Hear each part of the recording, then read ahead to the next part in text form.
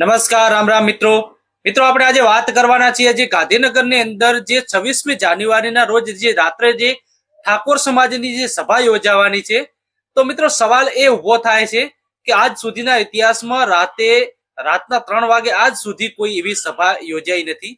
World રેકોર્ડની અંદર આજ સુધી રાતના 3 વાગ્યે કોઈ એવી સભા જ નથી યોજાઈ, તો કેમ ઠાકોર સમાજે આ રાતના 3 વાગ્યાનું આયોજન કર્યું છે સભાનું? એના લઈને આજે ઘણા બધા સવાલો ઉભા થઈ રહ્યા છે। એવું તો શું જ કારણ છે કે ઠાકોર સમાજના લોકો જે અલ્પેશ ઠાકોરના કહેવાથી જે રાતની 3 વાગે સભા યોજાવાની છે, એવી શું કારણ છે, એવી શું મજબૂરી છે, એવું તો શું એવું છે કે રાતના 3 વાગ્યાનો સમય જ નક્કી કરવામાં આવે છે? એક મોટો સવાલ છે। આને લઈને આપણે આજે વિસ્તૃતથી વિગતથી વાતચીત કરવાના છીએ। તો મિત્રો, હું છું વસનાજી વાઘેલા અને મારી ચેનલને તમે હજી સુધી સબસ્ક્રાઇબ ના કરી હોય તો સૌથી પહેલા ચેનલને સબસ્ક્રાઇબ કરી દેજો। મિત્રો, આપણે વાત કરીએ તો જે ગાંધીનગરની અંદર 26 જાન્યુઆરીના રોજ ઠાકોર સમાજ દ્વારા એક સંમેલન રાખવામાં આવ્યું છે અને એ સંમેલનનો ટાઈમ રાખવામાં આવ્યો છે 26 જાન્યુઆરી રાતના 3 વાગ્યાનો। તો 3 વાગ્યાનો સમય રાખવામાં આવ્યો છે તો ઘણા બધા પ્રશ્નો ઉભા થાય છે કે આજ સુધી તો કોઈ એવો પ્રશ્ન, આજ સુધી કોઈ એવી સભા થઈ જ નથી કે રાતના 3 વાગે સભા યોજાઈને લાખો લોકો એમાં એની અંદર હાજર રહ્યા હોય। તો આની અંદર દાવો કરવામાં આવી રહ્યો છે કે આખા ગુજરાતમાંથી લાખો લોકો આવવાના છે અને એ લાખો લોકોની વચ્ચે એવું તો શું થવાનું છે કે રાતના 3 વાગે સભા યોજાવાની છે।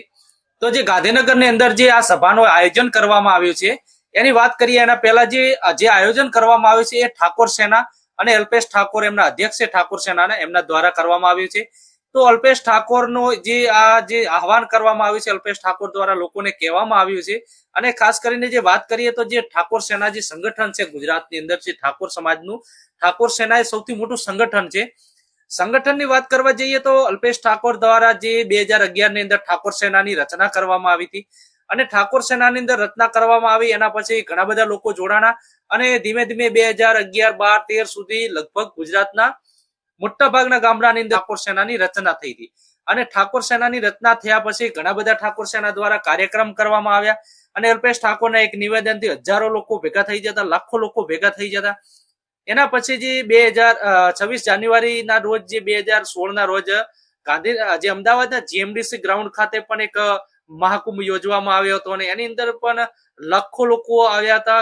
કહેવાય છે કે 10 લાખથી પણ વધુ લોકો એની અંદર જોડાયા હતા અને અલ્પેશ ઠાકોરના એક નિવેદનથી ગુજરાતને સૌથી મોટી સભા કહી શકાય છે જે જીએમડીસી ગ્રાઉન્ડની અંદર 26 જાન્યુઆરી 2016ના રોજ થઈ હતી। એના પછી ઠાકોર સેના દ્વારા ઘણા બધા કાર્યક્રમ કરવામાં આવ્યા અને વાત આમ કરીએ તો અલ્પેશ ઠાકોર દ્વારા ઘણી બધી યાત્રાઓ કાઢવામાં આવી અને એના પછી જે આમ વાત કરવા જઈએ તો 2017ની અંદર જે વિધાનસભાની ચૂંટણી આવી હતી, 2017ની વિધાનસભાની ચૂંટણીની અંદર અલ્પેશ ઠાકોર જનાદેશ કરીને કોંગ્રેસની અંદર જોડાયા અને કોંગ્રેસની અંદર જોડાયા પછી અમુક આમ જોવા જઈએ તો અમુક વિભાગ પણ પડ્યા, અમુક લોકો નારાજ પણ થયા હતા અને અમુક લોકો અલગ પણ થયા। ઘણા બધા વચ્ચે પ્રશ્ન હતા અને એના પછી એ 2017ની અંદર રાધનપુરથી ચૂંટણી લડ્યા અને રાધનપુરથી ચૂંટણી લડ્યા પછી એમને 2 વર્ષ ત્યાં કોંગ્રેસની અંદર ધારાસભ્ય રહ્યા। એના પછી એમને પાછું ભાજપની અંદર જોડાવાનું નક્કી કર્યું। તો ભાજપની અંદર જે 2019ની અંદર ફરી પાછા જોડાઈ જાય છે અને પાછી ફરી રાધનપુરની અંદર ભાજપ દ્વારા એમને પેટા ચૂંટણીની ટિકિટ આપવામાં આવે છે અને પેટા ચૂંટણીની ટિકિટની અંદર એમની હાર થાય છે। એના પછી પાછી ઠાકોર સેના ધીમે ધીમે કોઈ પણ કાર્યક્રમની અંદર સક્રિય થતી જતી હતી। એના પછી એમને 2019માં જે હાર પછી એમને ફરીવાર જે 2022ની જે વિધાનસભાની ચૂંટણી આવી એની અંદર દક્ષિણ ગાંધીનગરથી એમને ચૂંટણી લડી, દક્ષિણ ગાંધીનગરના એ હાલ પણ ધારાસભ્ય છે। દક્ષિણ ગાંધીનગરની અંદર જે હાલ ધારાસભ્ય છે એના પછી એમને જે ઠાકોર સેના છે એ આખા ગુજરાતની અંદર છેકથી આમ મજબૂત જ છે અને કોઈ પણ કામ હોય તો ઠાકોર સેનાને એ કહેવામાં આવે છે કે આ પ્રકારની જે આપણે પ્રોગ્રામ કરવાનો છે તો ઠાકોર સેનાના લોકો છે એ ઠાકોર સેનાના લોકો દ્વારા જે એમને જે પ્રોગ્રામ કરતા હોય છે, સભાઓ કરવા માટેનું જે આયોજન બધા કરતા હોય છે, એને લઈને આજે ઠાકોર સમાજની અંદર વાત કરવા જઈએ તો ઠાકોર સમાજની અંદર પહેલા ઘણા બધા સંગઠનો હતા અને લોકો પક્ષને વધુ માનતા। સમાજની અંદર જે લોકો જે ધારાસભ્યો હતા, સંસદ સભ્યો હતા, એ લોકો અલગ અલગ પક્ષની વિચારધારાને માનતા હતા પણ સમાજ બાબતે કોઈ દિવસ એક મંચ ઉપર નતા આવતા। પણ હમણાં છેલ્લા ઘણા ટાઈમથી આપણે જોવા જઈએ જે દિયોદર ની અંદર જે એક સંમેલન યોજાયું હતું, જે બેસતા વર્ષનું દિવાળી પછી જે સંમેલન યોજાયું ઠાકોર સમાજનું, એની અંદર આપણે જોવા જઈએ તો ઠાકોર સમાજના પહેલી વાર તમામ નેતાઓ એક મંચ ઉપર આવ્યા હતા.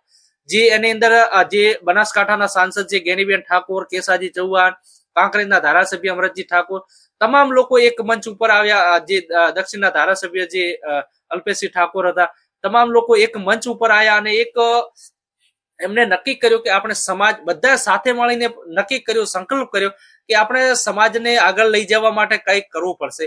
અને સમાજને આગળ લઈ જવા માટે સમાજને શિક્ષણની દિશામાં કે કોઈ પણ રીતે આગળ સમાજને લઈ જવો હશે તો આપણે બધાને એક થઈને મહેનત કરવી પડશે, એક મંચ ઉપર આવવું પડશે. એના પછી ઘણા બધા ગુજરાતની અંદર અલગ અલગ જગ્યાએ સંમેલન યોજાયા, બહુચરાજી હોય, પાલનપુર હોય, ઘણા બધા સંમેલન યોજાયા, દક્ષિણ મધ્ય ગુજરાતની અંદર પણ યોજાયા. તમામ નેતાઓ એક મંચ ઉપર આવ્યા. જે જગદીશ ઠાકોર હોય, બધા નેતાઓ એક મંચ ઉપર આવે છે અને એક મંચ ઉપર આવીને નક્કી કરે છે કે ઠાકોર સમાજની અંદર હજી પણ આમ આપણે જોવા જઈએ કે બીજી સમાજો જેટલી પ્રગતિ કરી છે એટલી પ્રગતિ ઠાકોર સમાજમાં નથી થઈ. અને ઠાકોર સમાજને આપણે આમ જોવા જઈએ તો હજી અંધારામાં હોય એવું લાગી રહ્યું છે. તો અંધારામાંથી અજવાળામાં લઈ જવો પડશે. એના પછી આપણે વાતચીત કરીએ તો હમણાં જે ઓગળ ની અંદર જે દિયોદર ની અંદર ઓગળ ધામ આવેલું છે, ઓગળ ધામ ની અંદર બંધારણ માટે એક ઠાકોર સમાજની સભા યોજાઈ અને એની અંદર ગુજરાતના જે ઉત્તર ગુજરાતના તમામ ઠાકોર સમાજના નેતાઓ, ધારાસભ્યો, સાંસદ સભ્યો, સામાજિક આગેવાનો અને આમ જનતા તમામ લોકો એક મંચ ઉપર આવ્યા. અને એક મંચ ઉપર આવીને એ લોકોએ નક્કી કર્યું કે આપણે સમાજની અંદર સુધારા લાવવા પડશે, સમાજને આગળ લઈ જવા માટે ખોટા ખર્ચા નાબૂદ કરવા પડશે અને શિક્ષણની દિશાની અંદર આગળ વધારવા માટે આપણે સાથે મળી અને કામ કરવું જ પડશે. અને સમાજની અંદર કામ કરશો તો સમાજ થકી જ આપણે ઉજળા છીએ અને સમાજ જ આપણને આગળ મુક્તિ હોય છે. તો ઠાકોર સમાજ ઘણી બધી મિટિંગોની અંદર એક મંચ ઉપર આવ્યો અને એના પછી જે અલ્પેશ ઠાકોર દ્વારા નિવેદન કરવામાં આવ્યું ને આમંત્રણ આપવામાં આવ્યું કે ગાંધીનગરની અંદર 26 જાન્યુઆરીના રોજ રાતના 3 વાગે ઠાકોર સમાજની સભા યોજવાની છે. એને લઈને તમામ જગ્યાએ તમામ મિટિંગોની અંદર એમને આમંત્રણ આપ્યું છે સમાજના લોકોને. એનો વિડીયો પણ આપણે એક થોડો જોઈ લેશું. 26મી જાન્યુઆરી રાતના 3 વાગે બોલાયા છે મેં તમને, ખબર છે ને? એ 26મી જાન્યુઆરી રાતના 3 વાગે ખાલી એમની આંટો મારવા નહીં બોલાયા. 26ની રાતના 27નો ઉગતો પર તમારા શિક્ષણની દિશા નક્કી કરે એનું ભૂમિપૂજન કરવા માટે બોલાયા છે મેં તમને. ગાંધીનગરમાં એક એવી સંસ્થા બને જે સંસ્થા થકી આ સમાજના દીકરા દીકરીઓ ત્યાં પણ ભણી. તો મિત્રો આજે સંમેલન યોજાવાનું છે રાતના 3 વાગે. એ રાતના 3 વાગે એકલું સંમેલન યોજાવાનું નથી. એમનું કહેવાનું, અલ્પેશ ઠાકોરના કહેવાનું એવું છે કે એકલું એવું નથી કે ખાલી ફોગટના તમને અહીંયા બોલાવ્યા છે, એવું નથી કે ખાલી બધા ભેગા થઈને જુદા પડી જવાનું, એવું નથી. એની અંદર જે સંમેલન છે જે રાતના 3 વાગે, એ સંમેલનનો આપણે ઉપદેશ આજે ગણવા જઈએ તો જે સંમેલન છે એ ઠાકોર સમાજ હજી બીજી સમાજોની હરોળમાં નથી અને બીજી સમાજો જે આગળ આવી છે એની આપણે એની સમકક્ષ જોવા જઈએ તો હજી ઘણો બધો પાછળ છે. એટલે આમ કહી શકાય કે હજી સમાજ અંધારામ છે. અંધારામાં એટલે હજી કુરિવાજો હોય, હજી શિક્ષણ માટે બિલકુલ આમ સમાજની અંદર અંધારું હોય એવું દેખાઈ રહ્યું છે. અને જે કુરિવાજો હોય કે ખોટા ખર્ચા હોય કે ઘણી બધી બાબતોની અંદર સમાજ હજી જે હકીકત જે અજવાળું થવું જોઈએ સમાજની અંદર, જે દિશાની શિક્ષણની અંદર જે દિશા આપણે જે હાલ પરિસ્થિતિ હોવી જોઈએ એ નથી.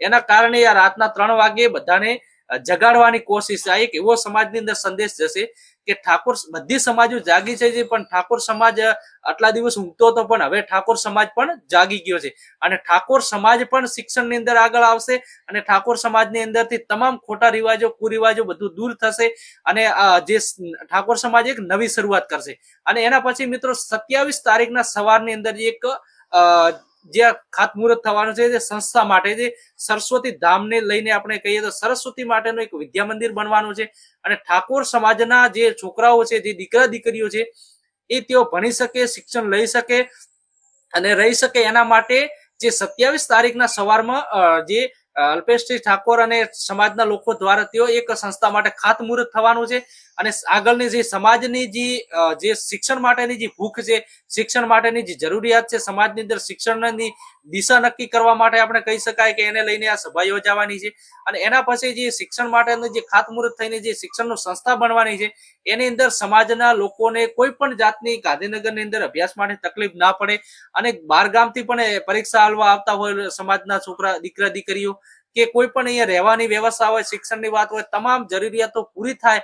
જે ગાંધીનગરની અંદર જે અન્ય સમાજની જે વ્યવસ્થા છે, અન્ય સમાજની જે વ્યવસ્થા છે એવી રીતે ઠાકોર સમાજની પણ ચોક્કસ વ્યવસ્થા હોય, ચોક્કસ સંસ્થા હોય ને ચોક્કસ જે શિક્ષણ માટેનું એક કહેવાય કે છાત્રાલય હોય એના માટે જે ખાતમુહૂર્ત થવાનું છે. અને ખાતમુહૂર્ત કરીને એ ઠાકોર સમાજને મેસેજ એવો આપવા માંગે છે કે તમામ સમાજો હવે જાગી ગયા છે ને આપણે પણ આજથી જાગી જવાની જરૂર છે.